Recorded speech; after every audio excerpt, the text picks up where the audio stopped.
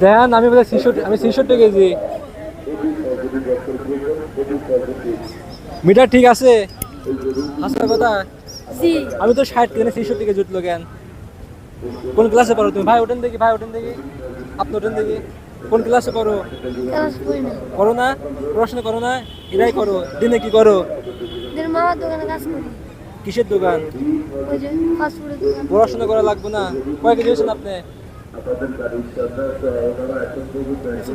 75 KG. আমি তো 60 KG, এখানে 66 কেজি হয়ে গেছে। দুইজন কয় টাকা? 10 টাকা। দুজন 10 টাকা। এই জায়গার নাম কি? চরবেশন। চরবেশন। দিনে কয় টাকা কাম করো? দিনে কাম করি না। রাতে কয় টাকা হয় এটা করে? 1-150। 1-150 টাকা হয়। আর দোকানে থাকো কয় টাকা দেয়? দোকানে মামা দেয় না। মামা দেয় না?